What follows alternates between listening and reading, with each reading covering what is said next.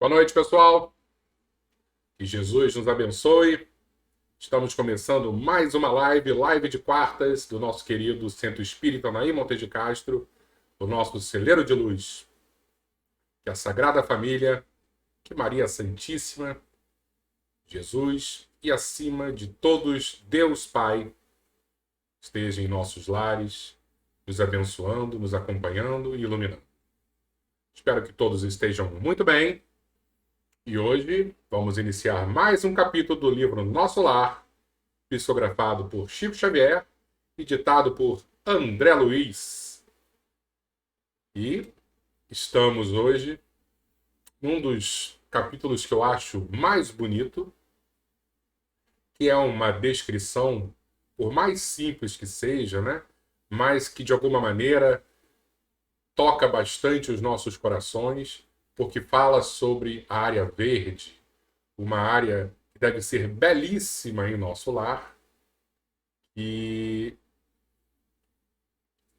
acolhe as pessoas, informa, toca os corações, e isso é extremamente importante, porque acredito que quanto mais contato com a obra da criação, e quando olhamos a natureza, é uma obra divina da criação, melhor nós vivemos, melhor é o nosso convívio com o próximo. E eu fico sempre imaginando as belezas das cores do plano espiritual, como a natureza deve ser mais bela do lado de lá. Aqui já é lindíssima e com todas as nossas limitações sensoriais, eu fico sempre a imaginar o que nos espera se merecermos conhecer essas cores, os aromas, os sons do plano espiritual. Vamos dar aquela olhadinha para ver quem já está aqui conosco.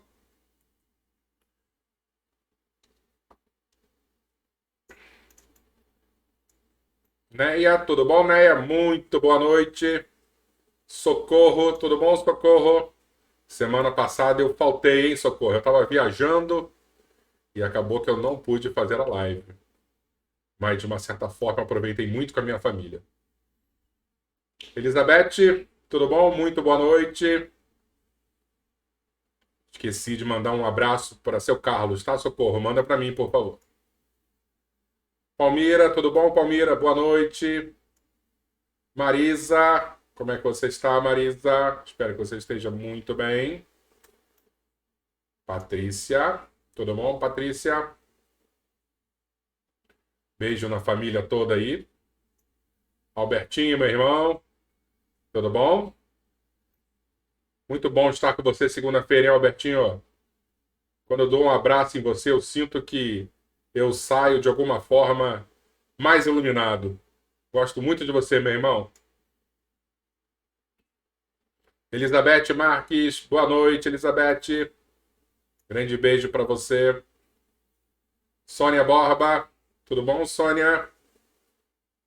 Muito boa noite para você. Luciane, tudo bom, Luciane? Boa noite para você também. Sérgio, meu amigo Sérgio, grande abraço, manda um beijo pro Bernardo. Vovó Maria Terezinha, como é que você está? Tudo bem? Manda um beijo pro Tiago. Denise, tudo bom, Denise? Essa semana eu falei com a Lorraine, ela mandou uma mensagem para mim e vou fazer um estudo no grupo dela. Doriane, tudo bom, Doriane? Boa noite. Néia, eu já falei, né, Néia? Boa noite. Lúcia Regina, boa noite. E as pessoas vão chegando e a gente vai falando com calma depois com elas. Vamos voltar aqui para a nossa tela. E hoje vamos falar, como eu já tinha antecipado, sobre um dos capítulos que eu mais gosto, que fala, além da questão da ética, uma questão da estética também, né? Eram conceitos muito trabalhados na Grécia Antiga. Interessante que Platão dizia que existiam três forças fundamentais, né? Três virtudes fundamentais. A primeira de todas era o bem. Então a bondade é a grande virtude. Sem bondade, nenhuma estrutura em nenhum lugar do mundo se mantém. E a segunda virtude, para Platão, seria a beleza. Então nós temos o bom, o bem e o belo, né? A ética e a estética. Em terceiro lugar vinha, eu acho que era justiça, alguma coisa, eu não lembro mais, eu tô ficando velho. E eu já não lembro mais, mas eu acho que era o bom, o belo e o justo. Tá? Mas com certeza os dois primeiros, sendo mais importante, era o bom, a bondade. E hoje a gente vai falar muito sobre isso. Sobre a bondade que mantém nosso lar, né? Esse espírito comunitário, esse espírito de ajuda. E uma beleza, uma estrutura, um cuidado com a estética, justamente para nos ajudar nessa caminhada. Mas antes de iniciarmos a nossa leitura, quando eu estava lendo o capítulo, eu vi uma frase, eu acho que só uma frase falou sobre isso, e eu fiquei tão impactado, eu falei, não, nós temos que discutir um pouquinho sobre esse momento evangélico. Já que a gente vem seguindo há algumas semanas com introduções muito relacionadas ao evangelho, né? E hoje, dentro desse pensamento cristão, eu vou desenvolver um pouquinho a introdução, depois vocês vão ver que tem relação com o nosso capítulo, sobre algumas passagens de Jesus no Mar da Galileia. Me deu uma aguinha aqui. Interessante, né? Que quando nós lemos a Bíblia, eles citam muito esse Mar da Galileia. Algumas vezes eles chamam também de Lago de Genezaré. Como eles falam mar, parece que aquilo ali é um dos mares, mas não é. Aquilo, na verdade, é água doce, né? É um lago mesmo. Mas eles também chamavam de mar, porque naquela época o tamanho é bem grande desse lago, então eles confundiam com o mar. E no livro eles vão chamar de Tiberíades, porque esse mar, esse lago, também era conhecido como Tiberíades. Tiberíades não era muito usual para os judeus, por quê? Porque Tibério era o imperador romano. E isso foi um nome dado em homenagem ao imperador romano. Então eu fico imaginando Herodes o Grande, né? Que era o rei de Israel, que compunha, ele fazia uma politicagem muito boa com Roma.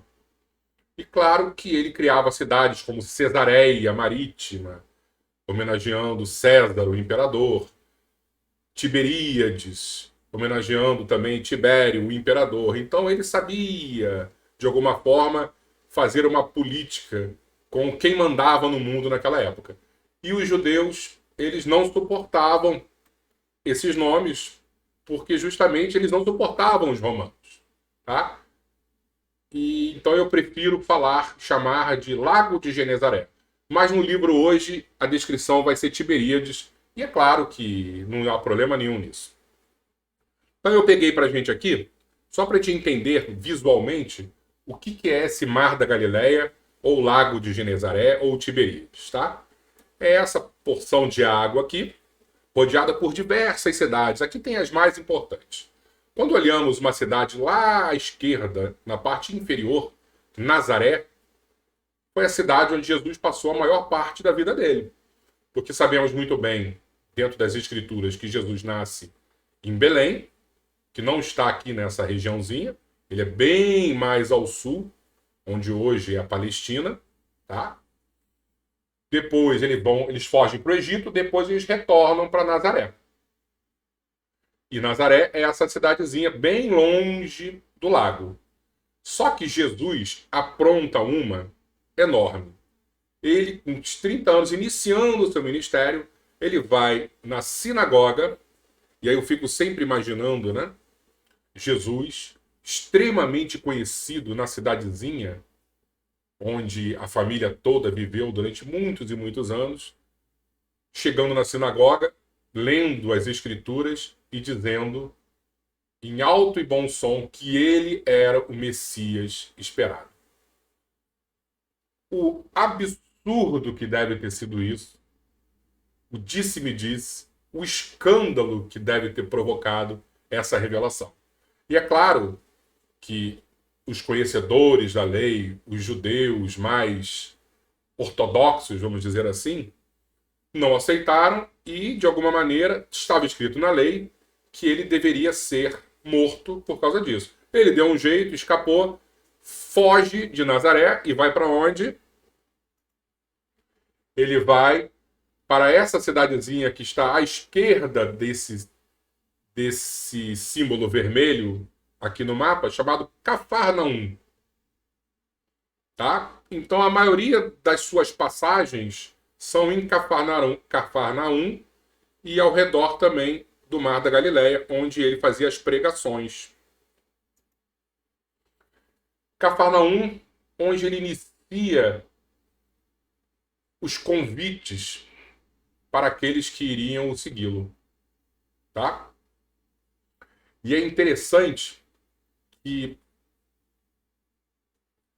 quando Jesus ele convence Pedro a segui-lo, Pedro morava em Cafarnaum, tá? A maioria dos pescadores que o seguiam morava em Cafarnaum. Ele o convence com um milagre, vamos dizer assim. Eles não conseguiam pescar, estavam com muitas dificuldades, e Jesus falou: volta, volta e pesca de novo.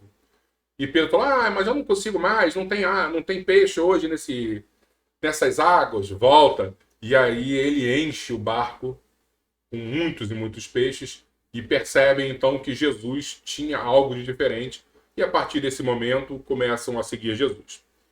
Mas não é desse milagre que eu vou falar, não é do milagre da multiplicação dos peixes ou dos pães, que também acontecem às margens do Tiberíades, né? Ou outras coisas maravilhosas que aconteceram. Existe uma situação em específico que eu acho tão impressionante, tão bonito, é quando os nossos queridos apóstolos saem com Jesus para pescar. Ele, de uma certa forma, está completamente relaxado, deita no barco, tira aquele soninho da tarde, descansando. Se fosse aqui no Pará, daqueles barcos, provavelmente ele ia estar numa rede, todo mundo pescando, ele dormindo tranquilamente. Só que o tempo virou uma grande ventania e o mar ficou extremamente agitado. Todos os apóstolos ficaram apavorados, porque por mais que fossem pescadores, estava muito séria a condição climática e o mar reagiu de maneira muito severa. Desesperados, eles acordam Jesus, que muito tranquilamente se levanta, pergunta o que está acontecendo. Eles, de maneira até relativamente rude, falam: você não está vendo? Olha como é que está, a gente está com risco de morrer. Você não está percebendo o que está acontecendo? Aí Jesus dá aquela olhadinha para cada um, se levanta do barco, levanta os braços e imediatamente o mar se acalma. Em seguida, ele fala para todos: homens de pouca fé.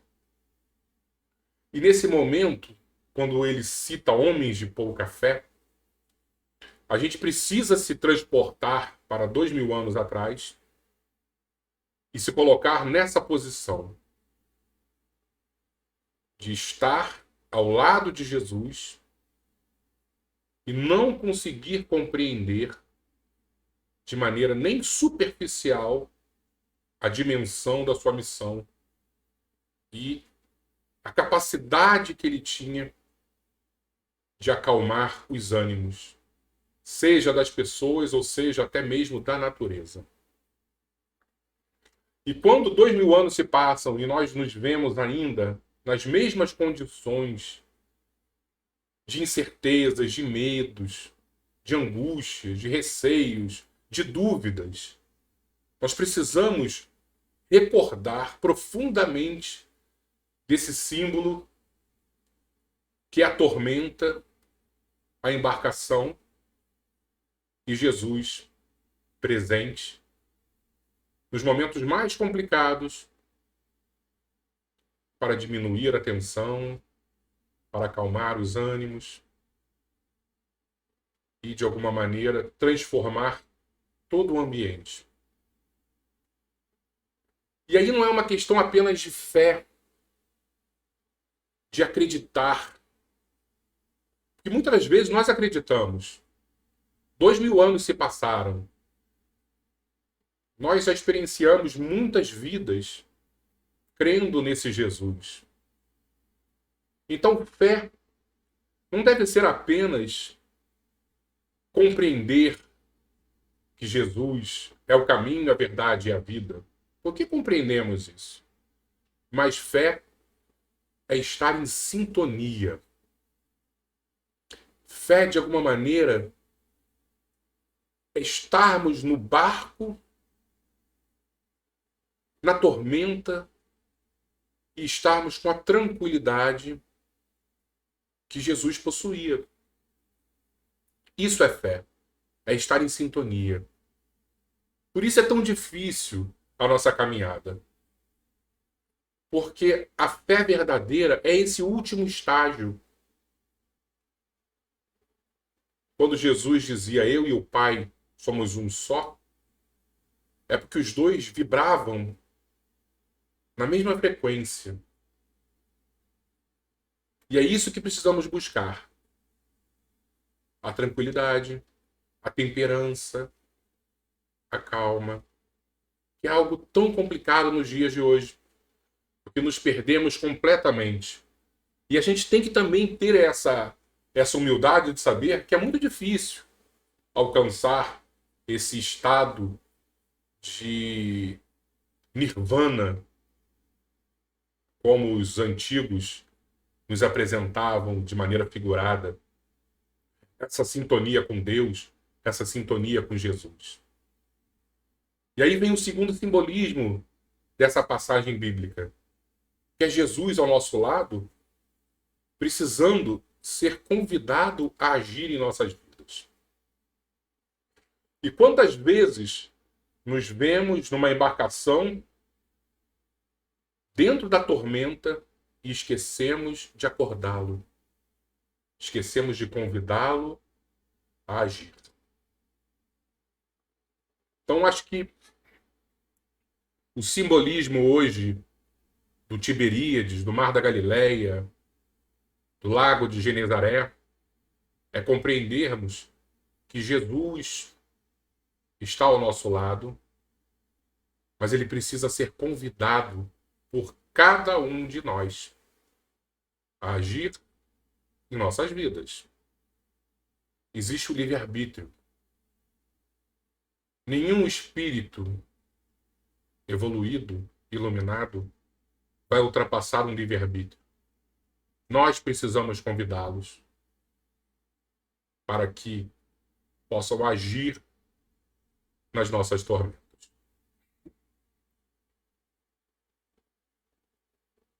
E tem uma outra passagem que eu gosto muito também, para a gente encerrar a nossa introdução, que também envolve esse mesmo Tiberíades, mas, na verdade, essa história inicia um pouquinho antes deles estarem à beira do lago. Inicia quando Jesus é traído por Judas e é levado preso para estar com o sumo sacerdote, para depois ser levado a Pôncio Pilatos. E Pedro segue o grupo que estava encaminhando Jesus a esse suplício. Ficava um pouco escondido, com a preocupação verdadeira em relação ao mestre, mas também com muito medo de ser identificado como um dos seguidores do Cristo.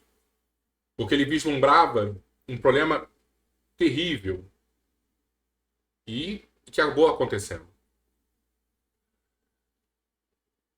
Em certo momento, Pedro é descoberto por aqueles que prenderam e açoitavam Jesus. Então eu vou pegar uma passagenzinha para a gente ler.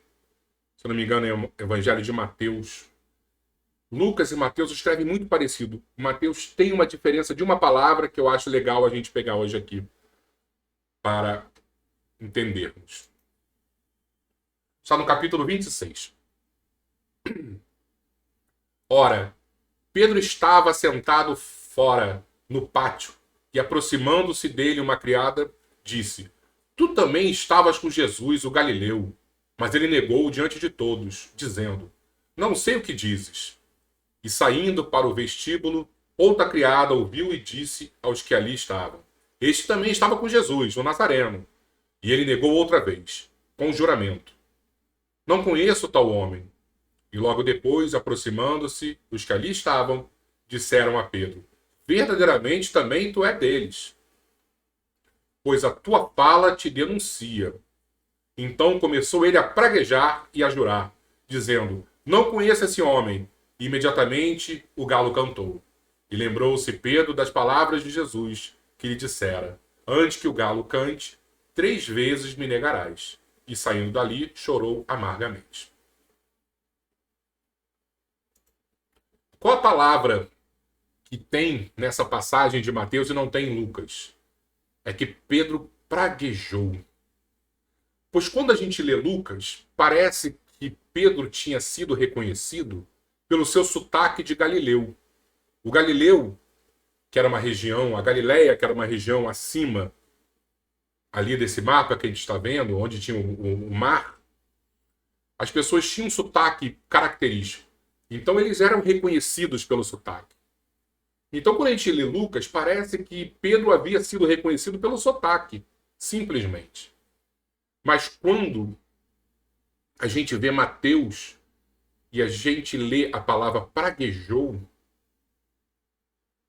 o que está, de alguma certa forma, nos sendo mostrado é que Pedro, nesse período que passou com Jesus, adquiriu os hábitos do mestre. Então, muito provavelmente, ele devia falar com o sotaque do Galileu, mas também com a tranquilidade, com o cuidado, com a paz de espírito que Jesus era capaz de transmitir. E quando ele fora descoberto, ele pragueja. É como se ele falasse palavrão, é como se ele, de alguma maneira, se humanizasse da pior forma possível para não ser associado à beleza da oratória de Jesus. Vocês estão entendendo a maneira como Pedro quis fugir? Ele se humanizou. O que eu quero dizer com isso? Que nós precisamos, de alguma forma, estar ao lado de pessoas melhores. Nós precisamos buscar pessoas mais sábias, mais espiritualizadas, justamente para adquirir esse modo de vida. Não é para romper com as pessoas mais humildes, muito pelo contrário. Às vezes a sabedoria está na humildade. O que nós precisamos é selecionar o que entra de informação nos nossos corações e na nossa mente. Bons livros, bons pensamentos, boas músicas. É isso que nós estamos precisando hoje em dia. Higienizar os nossos pensamentos.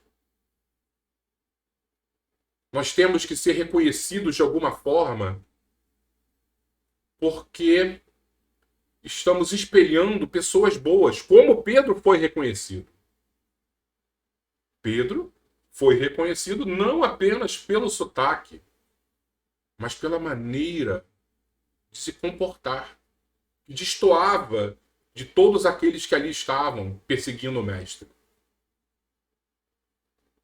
E um outro ponto que nós precisamos também deixar muito claro, e aí vamos voltar para o Tiberíades, é que Jesus foi crucificado, os apóstolos ficaram completamente devastados e retornaram para a sua vida, para as suas vidas. Voltaram a pescar, voltaram a conversar e voltaram a ter a fé anterior ao encontro com o mestre. aquele vazio existencial, aquela dúvida. E eles ali, confabulando, com aquela tristeza que beirava a depressão, resolvem parar e todos entrarem novamente num barco e reiniciarem seus ofícios, como pescadores, por exemplo. E foram para dentro do lago pescar. Quando de repente Jesus aparece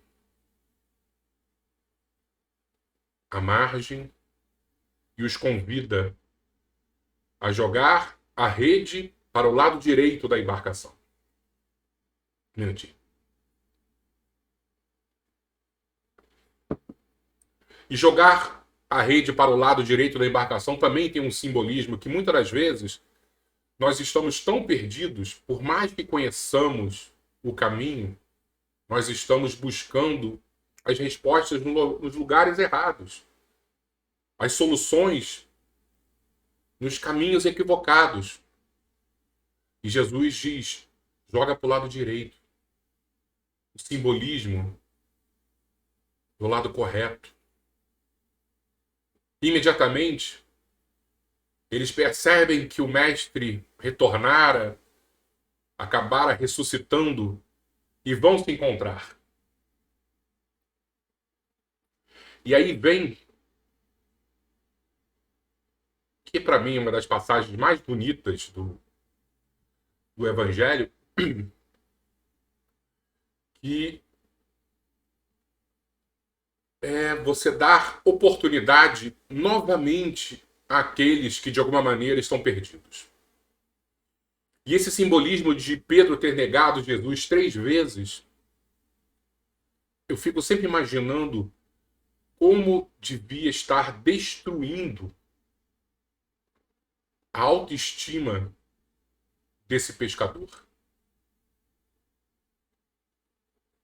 Porque com certeza Pedro amava muito o mestre. Mas o medo fez com que ele negasse 3 vezes. E Jesus, de maneira...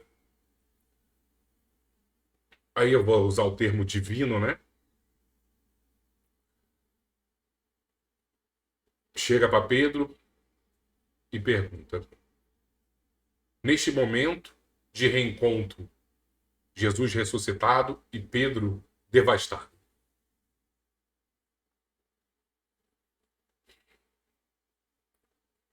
Pedro, tu me amas?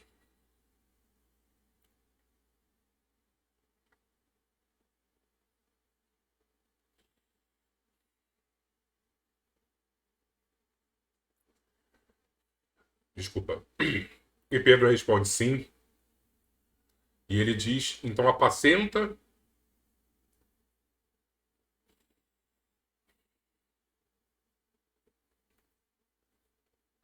as minhas ovelhas. E apacentar não é apaziguar, apacentar é pastoreia. Acalma, organiza. Porque os apóstolos também estavam perdidos. E Jesus repete 3 vezes essa pergunta. Como se desse a oportunidade 3 vezes para Pedro reafirmar o seu amor. Se houve 3 negações,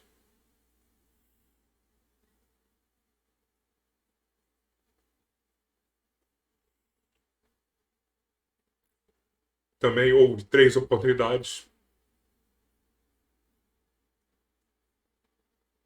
de dizer que o amava e que o seguia. E é isso que temos que acreditar. Toda vez que cairmos, toda vez que tropeçarmos, que errarmos, que negarmos a nossa história dentro do cristianismo, Jesus vai nos oferecer essa oportunidade. Desculpa, pessoal.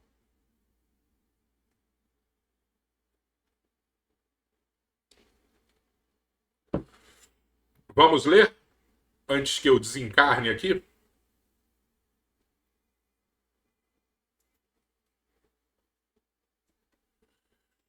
Vamos lá.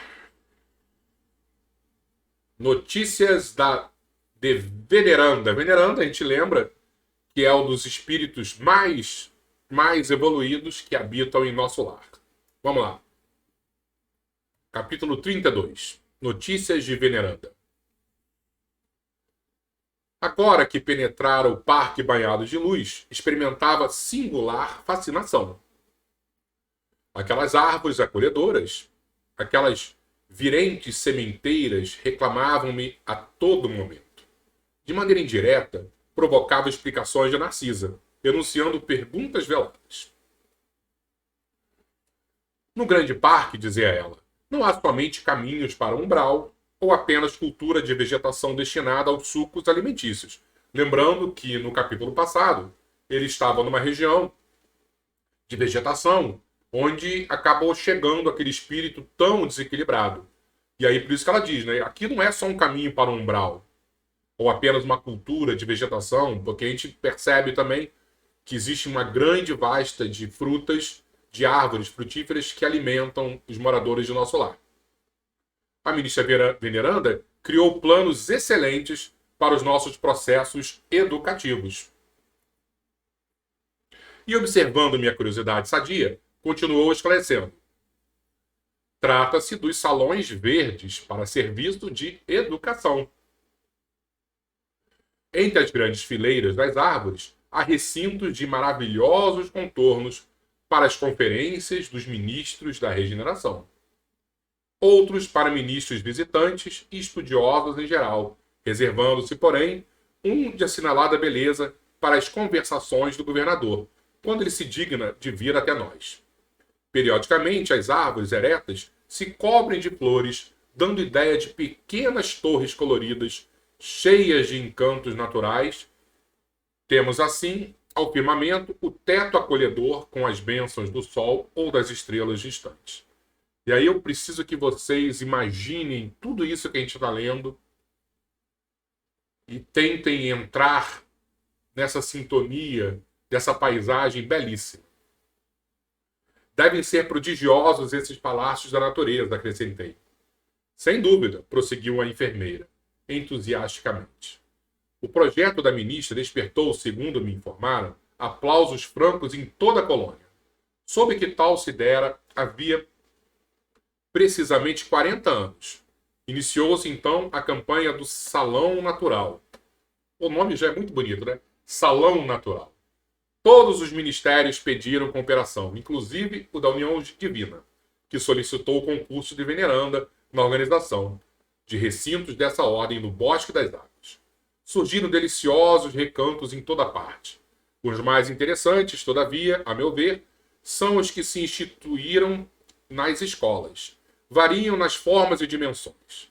Nos parques de educação do esclarecimento, instalou a ministra um verdadeiro castelo de vegetação em forma de estrela, dentro do qual se abrigam 5 numerosas classes de aprendizados e 5 instrutores diferentes. No centro, funciona enorme aparelho destinado a demonstrações pela imagem, a maneira de cinematógrafo. Um grande cinema, né? Terrestre, com o qual é possível levar a efeito 5 projeções variadas simultaneamente. Essa iniciativa melhorou consideravelmente a cidade, unindo no mesmo esforço o serviço proveitoso, a utilidade prática e a beleza espiritual. Valendo minha pausa natural, interpelei. E o mobiliário dos salões? Tal como dos grandes recintos terrenos, Narcisa sorriu e acentuou. Há diferença. A ministra ideou os quadros evangélicos do tempo que assinalou a passagem do Cristo pelo mundo e sugeriu recursos da própria natureza. Olha que bonito, né? Cada salão natural tem bancos e poltronas esculturados na substância do solo, forrados de relva olente e macia. Isso imprime formosura e disposições características. Disse a organizadora que seria justo lembrar as preleções do mestre. Em plena praia, olha o que nós estávamos fazendo hoje aqui. Quando de suas divinas excursões junto ao Tiberíades. E dessa recordação surgiu o empreendimento do mobiliário natural.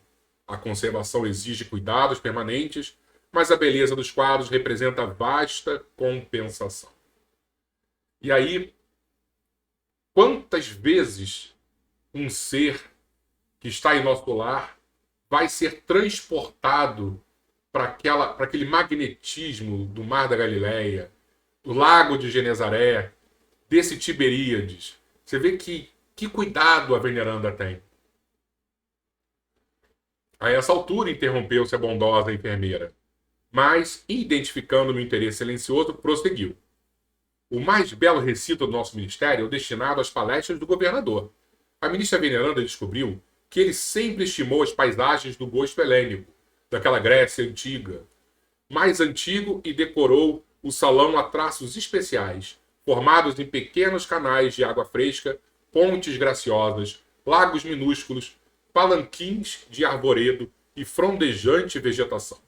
Cada mês do ano mostra cores diferentes, de razão das flores que se vão modificando em espécie de 30 a 30 dias. Eu fico sempre imaginando que coisa bonita deve ser.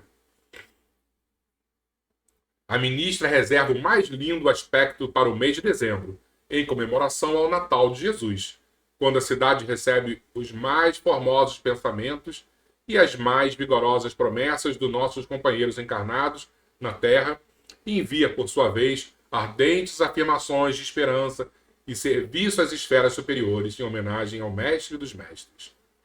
Muito importante a gente salientar que, na prática, nas Escrituras, nada informa quando Jesus nasceu. Mas alguém um dia convencionou que seria dia 25 de dezembro. Então, o que o texto deixa muito claro não é porque Jesus nasceu no dia 25 de dezembro. É que nós, como humanidade, nesse período de Natal, nos inclinamos mais a Ele. E isso já gera daqui para lá uma energia de paz, de luz, de tranquilidade, de amor, que de alguma maneira é aproveitada e é traduzida em mais beleza ainda nesse jardim. Esse salão é nota de júbilo para os nossos ministérios.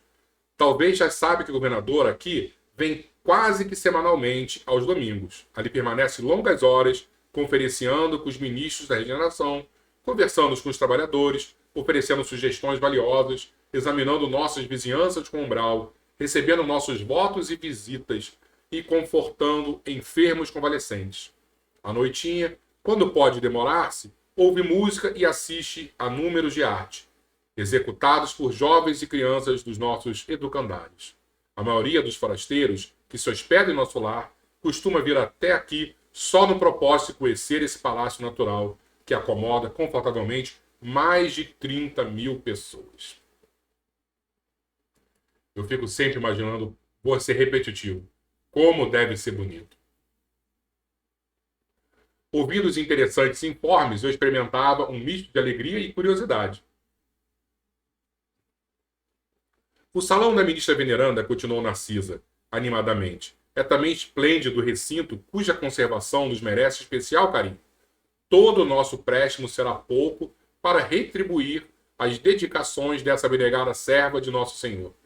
Grande número de benefícios nesse ministério foram por ela criados para atender aos mais infelizes. Sua tradição de trabalho em nosso lar é considerada pela governadoria como das mais dignas. É a entidade com maior número de horas de serviço na colônia e a figura mais antiga do governo e do ministério em geral. Permanece em tarefa ativa nesta cidade há mais de 200 anos. Impressionado com as informações, adiantei. Como deve ser respeitável essa benfeitora? Você diz muito bem, atalhou Narcisa, com reverência. É a criatura das mais elevadas de nossa colônia espiritual. Os 11 ministros que com ela atuam na regeneração ouvem-na antes de tomar qualquer providência de vulto. Em numerosos processos, a governadoria se socorre dos seus pareceres. Com exceção do governador, a ministra veneranda é a única entidade do nosso lar que já viu Jesus nas esferas resplandecentes. Mas nunca comentou esse fato de sua vida espiritual e esquiva-se a menor informação a tal respeito. Além disso, há outra nota interessante relativamente a ela. Um dia, há 4 anos, nosso lar amanheceu em festa. As fraternidades da luz, que regem os destinos cristãos da América, homenagearam veneranda, conferindo-lhe a medalha do mérito de serviço. A primeira entidade da colônia que conseguiu até hoje semelhante triunfo, apresentando 1 milhão de horas de trabalho útil sem interromper, sem reclamar e sem esmorecer. Generosa comissão veio trazer a honrosa mercê, mas em meio de júbilo geral, reunidos à governadoria, os ministérios e a multidão, na Praça Maior, a ministra veneranda apenas chorou em silêncio. Entregou em seguida o troféu aos arquivos da cidade, afirmando que não o merecia e transmitindo a personalidade coletiva da colônia, apesar dos protestos do governador. Desistiu de todas as homenagens festivas com que se pretendia comemorar. Mais tarde, o acontecimento, jamais comentando a honrosa conquista. Extraordinária mulher, disse eu, por que não se encaminharia às esferas mais altas? Quando a gente discute empoderamento feminino, é disso que a gente tem que estar discutindo, hein? Narcisa baixou o tom de voz e declarou: intimamente ela vive em zonas muito superiores à nossa e permanece em nosso lar por espírito de amor e sacrifício. Soube que essa benfeitora sublime vem trabalhando há mais de 1000 anos pelo grupo de corações bem-amados que demoram na terra e espera com paciência. Como poderei conhecê-la? Perguntei impressionado. Narcisa, que parecia alegrar-se por meu interesse, explicou satisfeita. Amanhã à tardinha, após as preces, a ministra virá ao salão, a fim de esclarecer alguns aprendizes sobre o pensamento. E aí eu fico imaginando sempre o quanto de aprendizado, de contato com seres infinitamente superiores podemos usufruir se tivermos verdadeiramente o coração inclinados ao bem. Não podemos perder jamais essa oportunidade. E eu não estou falando isso para vocês. Estou falando isso para mim. E quantas vezes eu, como Pedro, nego Jesus diariamente. Não são só 3 vezes. Apesar dele sempre nos dar oportunidades múltiplas. Quantas vezes nós cometemos erros bobos, erros complexos. E é isso que precisamos. Domar as nossas más inclinações para sermos reconhecidos como bons espíritos.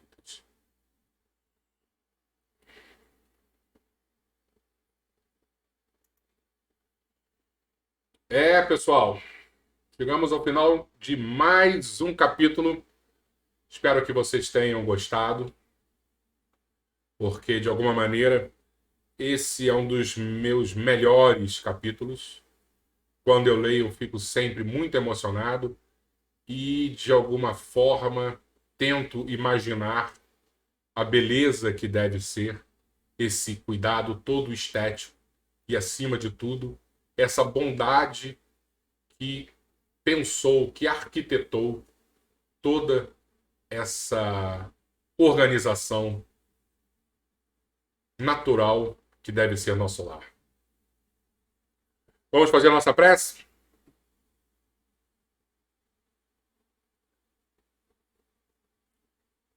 Vou botar uma aguinha aqui para mim, mais um pouquinho.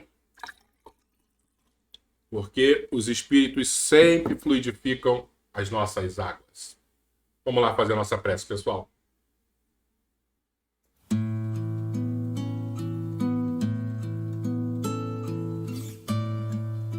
Vamos fechar os nossos olhos, como de costume. E imaginar que todos estamos numa embarcação. E nessa embarcação existe alguém no leme. E sabemos quem é esse alguém. Sabemos que Jesus é o nosso guia, é o nosso modelo, é aquele que dirige as nossas vidas. Em alguns instantes, o nosso mar estará mexido, em outros, mais tranquilo. Teremos momentos de grandes tempestades, instantes, o vento que apenas acalma os nossos corações, mas independente das condições climáticas que são refletidas pelo nosso estado de espírito, Jesus estará no leme das nossas vidas. Basta um olhar dele para que o vento pare de soprar. Basta um levantar de mãos para que a tempestade cesse. Basta um pensamento para que o mar se acalme. Precisamos ter a confiança nesse comandante experiente. Precisamos compreender que as nossas vidas, todas elas, todos nós, está sob a proteção deste homem que nos ama profundamente. O mar está virado, o vento está perigoso, a tempestade de alguma maneira nos põe em risco. Continuemos na embarcação, continuemos buscando Jesus. Abandonar o navio é a última coisa que podemos fazer. Porque quando, de alguma forma, desistimos, infelizmente, estamos sozinhos. Fiquemos com Ele, fiquemos com Deus, fiquemos em paz. Obrigado, Jesus. Fica conosco hoje e sempre. Assim seja, Senhor.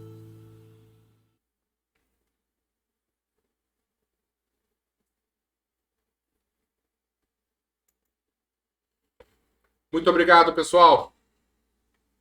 Agradeço de coração essa oportunidade, porque existem dias que são diferentes aqui. E hoje foi um desses dias. Que todos nós possamos, de alguma forma, sentir que fazemos parte de uma família. E o nosso barco, a nossa embarcação, é a nossa casa espírita. Estejamos com Jesus hoje e sempre. Muito boa noite a todos. Até a semana que vem, se Deus quiser.